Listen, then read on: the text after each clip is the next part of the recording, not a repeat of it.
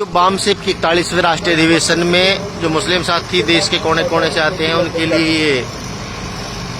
नमाज गाह बनाई हुई है और ये राष्ट्रीय मुस्लिम मोर्चा का जो काउंटर है वो लगा हुआ है। चांद मोहम्मद जी राष्ट्रीय प्रभारी राष्ट्रीय मुस्लिम मोर्चा के। इस बात की समझ ना होने की वजह से उनके अंदर ऐसा डर का माहौल है और डर का माहौल पैदा करने के लिए इस देश में आरएसएस की आइडियोलॉजी काम कर रही है और आरएसएस की आइडियोलॉजी इस देश में खास तौर से वो कभी भी लोगों को पोलराइज नहीं कर सकते, ध्रुवीकरण नहीं कर सकते, इकट्ठा नहीं कर सकते जब तक जो है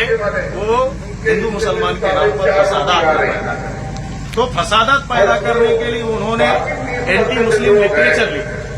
एंटी मुस्लिम दृष्टिकोण निर्माण करने का काम किया और एंटी मुस्लिम वॉलेंटियर तैयार करे, स्पीकर्स तैयार किए। आज ड्रेस कोड में आप देखते हैं तमाम साधु संत जो दिखाई देते हैं वो हमें कथावाचक नहीं दिखाई देते, वो आध्यात्मिक गुरु नहीं दिखाई देते, बल्कि वो संघ और आरएसएस के फिलॉसफी और आइडियोलॉजी के प्रचारक दिखते हैं। वो दूर दूर तक आध्यात्मिक गुरु नहीं दिखते, वो आरएसएस के राजनैतिक गुरु हैं और आरएसएस और बीजेपी जो आरएसएस का पॉलिटिकल फ्रंट है उसके जनमत निर्माण के लिए वो कथा करते, मैदान में आते और आंदोलन चलाते। तो आरएसएस की स्क्रिप्ट पे काम कर रहे हैं। तो इसकी वजह से ये जो माहौल क्रिएट हुआ है उस माहौल से भी भारत के मुसलमानों को और दबे कुचले मजलूमों को निकाला जा सकता है, बशर्ते उनके अंदर लार्ज स्केल पे ये जो व्यवस्था है, सिस्टम है, इसकी समझ पैदा की जाए और समझ के साथ साथ जो भारत के जमहूरियत ने और भारत के दस्तूर ने उन्हें हक और हकूक दिया, उस बात की बेदारी अगर बड़े पैमाने पर पैदा हो तो उनके अंदर से डर भी निकाला जा सकता है और जब डर निकाला जा सकता है तो जुल्म के खिलाफ खड़े हो सकते हैं, जुल्म के खिलाफ आवाज उठा सकते हैं और जमहूरियत और दस्तूर के सिस्टम में जो लड़ाई लड़ने के तरीके हैं वो लड़ाई अख्तियार करके लड़ सकते हैं, कर सकते हैं। आज हम राष्ट्रीय मुस्लिम मोर्चा के और ऐसे ही वीडियो को देखने के लिए, ऐसे सरकारी को लेने के लिए मिलते रहिए, मिलते हैं साथियों। आप थे चांद मोहम्मद जी राष्ट्रीय प्रभारी राष्ट्रीय मुस्लिम मोर्चा नई दिल्ली। चांद मोहम्मद साहब, छोटा सा मैसेज और दे दीजिए देश के जो भी मूल निवासी मुसलमान साथी हैं उनके लिए, छोटा सा कोई भी मैसेज। साथियों, मैं पूरे देश से क्यों जुड़ा जाए, देश के मुस्लिम भाइयों से अपील करना चाहूंगा कि आज इस देश में राष्ट्रीय मुस्लिम मोर्चा से जुड़ने की इस बात की जरूरत है। हम मुसलमानों की हजारों की तादाद में, लाखों की तादाद में तंजीमें वो कहीं न कहीं कौम को बेदार करने के लिए, कौम को जोड़ने के लिए काम कर रही है, लेकिन आरएसएस की आइडियोलॉजी को काउंटर करने के लिए उन तंजीमों के पास कोई बुनियादी एजेंडा और मकसद नहीं रहा। अगर उन तंजीमों के पास आरएसएस की आइडियोलॉजी को काउंटर करने का बुनियादी एजेंडा या मकसद रहा होता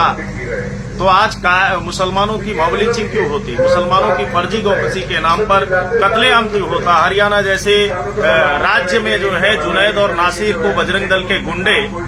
बिट्टू बजरंगी जैसे लोग जिंदा जलाने का काम करते हैं, तो इस तरह के वाकयात नहीं होते। तो इसके लिए राष्ट्रीय मुस्लिम मोर्चा आज इस देश में भारत की बहुसंख्य जो आबादी है, ओबीसी, एससी, एसटी और मुस्लिम, सिख, ईसाई, बुद्धिस्ट, लिंगायत, क्रिश्चियन, इनमें इत्तेहाद पैदा करने का काम कर रहा है और खास तौर से ओबीसी, एससी, एसटी के दरमियान जो आरएसएस की विचारधारा ने इस्लाम और मुसलमानों को लेकर जो इख्तलाफ पैदा किया, नफरत पैदा किया, उसको दूर करने के लिए आज राष्ट्रीय मुस्लिम मोर्चा बामसेप भारत मुक्ति मोर्चा के साथ मिलकर राष्ट्रीय स्तर पे तमाम मजलूमों को बेदार करने का काम कर रहा है, मुत्तहिद करने का काम कर रहा है और जो नफरत की दीवार खड़ी की गई है उस नफरत की दीवार को खत्म करने के लिए काम कर रहा है। एक और सवाल है सर छोटा, आरएसएस भी मुसलमानों को जोड़ रहा है मुस्लिम राष्ट्रीय मंच नामक संगठन बना के,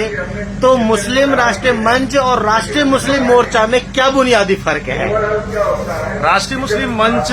बनाने वाले जो लोग हैं वो भारत में लोगों को सेग्रीगेट करने का जो मामला है उस पर काम करने वाले लोग हैं। और खास तौर से अगर हम बात करें तो आज सिर्फ राष्ट्रीय मुस्लिम मंच ही आरएसएस की शाखा नहीं है। तमाम भारत में समूह है, वर्ग है, समुदाय है, उन तमाम समूह और वर्ग को जोड़ने के लिए अलग अलग मंच, राष्ट्रीय सिख मंच, राष्ट्रीय ईसाई मंच, इस तरह के भी उन्होंने प्लेटफॉर्म बना रखे हैं। और खास तौर से अगर राष्ट्रीय मुस्लिम मंच की बात करें तो ये मंच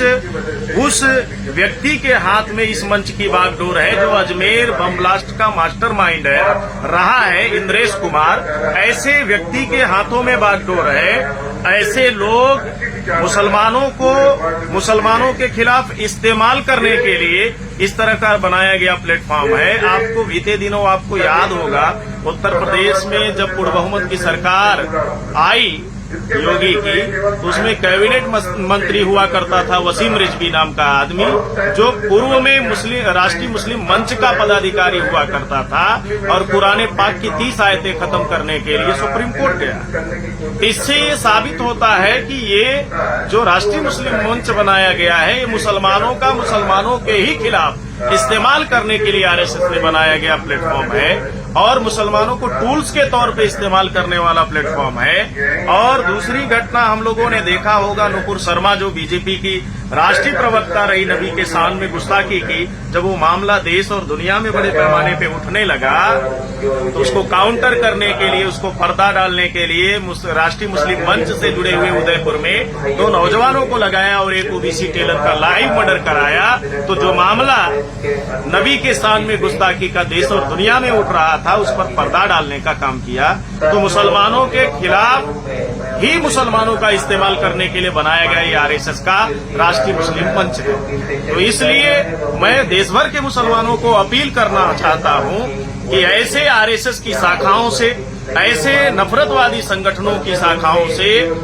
दूर रहने की जरूरत है। और इस मुल्क में जो मसावत, इत्तेहाद और इंसाफ और भाईचारे और आजादी के लिए काम करने वाली तहरीक है, मूवमेंट है, बामसेफ भारत मुक्ति मोर्चा और उनके साथ मिलजुल कर काम करने वाली तंजीम राष्ट्रीय मुस्लिम मोर्चा है, उससे जुड़कर काम करने की जरूरत है। बेहद शुक्रिया साथियों, ये थे माननीय चांद मोहम्मद साहब जो राष्ट्रीय प्रभारी है राष्ट्रीय मुस्लिम मोर्चा नई दिल्ली। जानकारी आपको बहुत बेहतर लगी, शुक्रिया सर, अस्सलाम वालेकुम, बहुत धन्यवाद।